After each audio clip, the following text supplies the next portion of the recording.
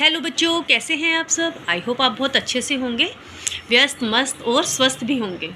बेटा, हमारा जो अनुच्छेद लेखन की सीरीज़ चल रही है, तो मैंने सोचा साइड बाय साइड हम अपने और टॉपिक्स भी क्लियर करते चले जाएं, जिसमें मैंने आज का टॉपिक पकड़ा है कारक। कारक हमारे हिंदी ग्रामर का एक इम्पॉर्टेंट पार्ट है। अगर हम इसको समझ लेते हैं तो हमें ग्रामेटिकल मिस्टेक्स हमारी कम होंगी हिंदी व्याकरण में, है ना। तो आज हम कारक की परिभाषा और उसके भेद समझेंगे, और एक एक टॉपिक को पकड़ के मैं अलग अलग वीडियोस में अलग अलग टॉपिक को मैं आपको क्लियर करवाऊंगी, ताकि आप इस चीज़ को कभी भी ना भूलें। क्योंकि बेटा, ये जो टॉपिक है हमारा कारक, ये जो है 6th स्टैंडर्ड से लेके 9th 10th तक हमारे साथ ये जुड़ा ही रहता है।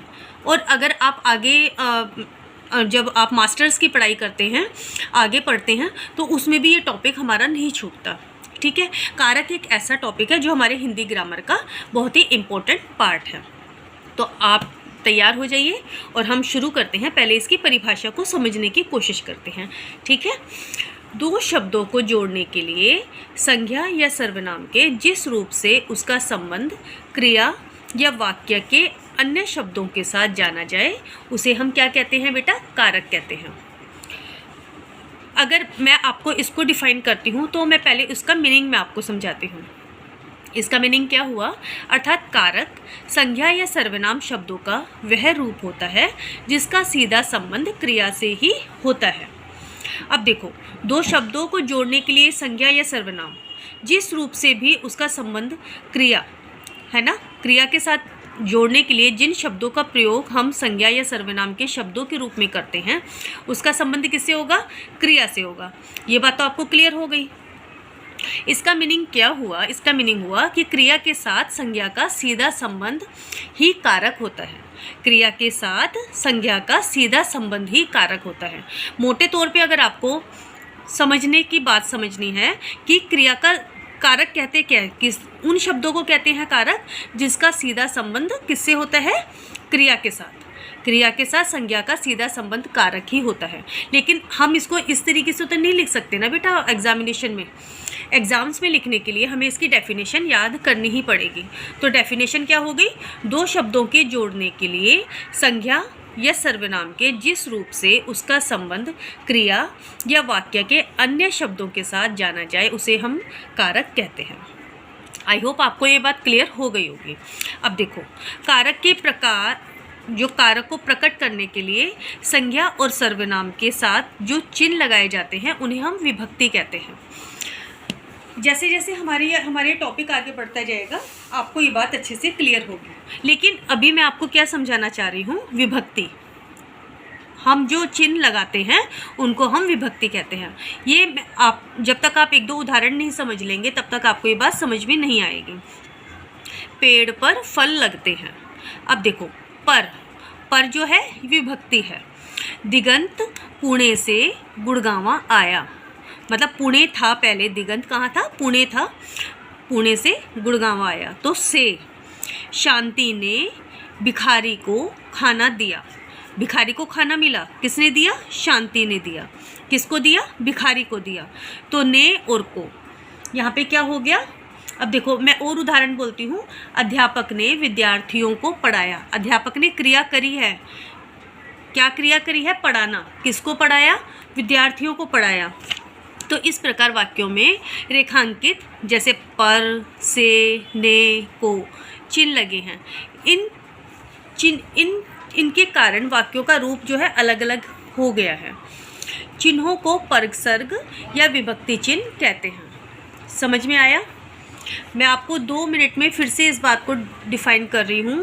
पहले हम इसकी डेफिनेशन लिखेंगे। दो शब्दों के जोड़ने के लिए संज्ञा या सर्वनाम के जिस रूप से उसका संबंध क्रिया या वाक्य के उन अन्य शब्दों के साथ जाना जाए, उसे हम कारक कहते हैं। इजी है, याद हो जाएगी, मुश्किल नहीं है। इसका अगर मोटे तौर पे देखा जाता है, मीनिंग क्या होता है कि क्रिया के साथ संज्ञा का सीधा संबंध ही कारक है। क्रिया के साथ संज्ञा का सीधा संबंध ही कारक है। और कारक के प्रकट करने के लिए संज्ञा और सर्वनाम के जो चिन्ह लगाए जाते हैं, उन्हें हम विभक्ति कहते हैं, जैसा कि मैंने आपको उदाहरण में समझाया। अब आगे देखते हैं कारक के भेद। ठीक है। अब हम कारक के कितने भेद होते हैं बेटा? कारक के मुख्यतः 8 भेद होते हैं। ये मैंने एक टेबल बनाई है जिससे कि आपको समझने में ईजी रहे, मुश्किल ना रहे। अब देखो कारक कौन कौन से होते हैं? कर्ता कारक, कर्म कारक, करण कारक, संप्रदान कारक, अपदान, संबंध कारक, अधिकरण कारक और संबोधन कारक। अब इनके चिन्ह कौन से होते हैं? कर्ता ने। अब कर्ता ने मतलब काम करने वाला। कौन होता है? काम करने वाला या फिर क्रिया को करने का भाव जहाँ पे प्रकट होता है वहाँ पे कर्ता कारक होता है। अगला है कर्म। कर्म में को, जो कर्म की जो चिन्ह आएगा, जो पहचान होगी वो होगा को। जिस पर काम का प्रभाव पड़े, जिस पर काम का प्रभाव पड़े, या फिर हम इसको दूसरे शब्दों में कहेंगे जिस पर क्रिया का प्रभाव प्रकट हो। ठीक है। अगला है करण कारक। करण में कौन सा होगा बेटा? से, के, द्वारा। से, द्वारा, ये इसके चिन्ह होंगे। जिसके द्वारा कर्ता काम करे, जिसके द्वारा कर्ता काम करे, या फिर वह साधन जिससे क्रिया संपन्न होती है। फिर आता है संप्रदान। संप्रदान में कौन सा होता है? को, के लिए। ये इसके चिन्ह हो गए, को, के लिए। अब इसका अर्थ क्या होगा?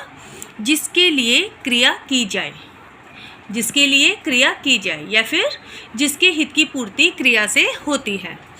मैं आपको 2 तरीके से बोल के समझा रही हूँ ताकि आपको जो भी मीनिंग मेरी बात, जो भी बात मेरी जिस तरह से समझ में आए उससे आप अच्छे से समझ लें। अगला होता है संप्रदान, अपदान। अपदान का क्या मतलब होता है? से। अब देखो करण में भी से आया है, लेकिन करण के से का मीनिंग अलग होता है, और इसका मीनिंग अलग होता है। अपदान में अलग होना, किसी चीज़ से अलग होना, उसको हम क्या कहेंगे? अपदान। जिस वाक्य में आपको पढ़ के पता चले कि यहाँ अलग होने का भाव प्रकट हो रहा है वहाँ पे अपदान कारक होगा। ये आपको पहचान बता दी है। अगला है संबंध कारक। संबंध के चिन्ह क्या होंगे? का, के, की, ना, ने, री, रा, रे, री। ठीक है। इसमें क्या होगा? इसका अर्थ क्या निकलता है कि क्रिया के अतिरिक्त अन्य पदों से संबंध बताने वाला। क्रिया के अतिरिक्त अन्य पदों से संबंध बताने वाला, यहाँ पे हो गया संबंध कारक। अब अगला है सातवां है अधिकरण। अधिकरण में पर, ये तो हो गए इसके चिन्ह। इसका अर्थ क्या निकलेगा कि क्रिया करने का स्थान या आधार। क्रिया जिसके द्वारा, जहाँ पे जो स्थान जहाँ पे क्रिया हो रही है वहाँ पे इन चिन्हों के द्वारा आपको पता चलेगा कि यहाँ पे अधिकरण कारक है। ये जैसे जैसे हम आगे पढ़ते जाएंगे तो आपको समझ में आता ही जाएगा। अभी फ़िलहाल आप इस टेबल को समझने की कोशिश कीजिए। अगला है लास्ट संबोधन। 8वां कारक है संबोधन। इसमें है हे, अरे, ओ, अजी, इस तरह के जहाँ पे संबोधन वाले शब्द आएंगे, किसी को बुलाने वाले, तो वहाँ पे संबोधन कारक होगा। जैसे किसी को पुकारना या बुलाना, या फिर जिस संज्ञा से संबोधित किया जाए वहाँ पे संबोधन कारक होगा। तो आज मैंने छोटी सी कोशिश की है, आपको मैंने परिभाषा बताई और कारक के भेद बताए। नेक्स्ट वीडियो में मैं हर कारक को एक एक करके आपको पढ़ाना और बताना शुरू करूँगी, जिससे आपको आसानी से समझने में कोई प्रॉब्लम ना हो। आज के लिए इतना ही बेटा। नेक्स्ट वीडियो में हम जल्दी मिलते हैं। Bye bye.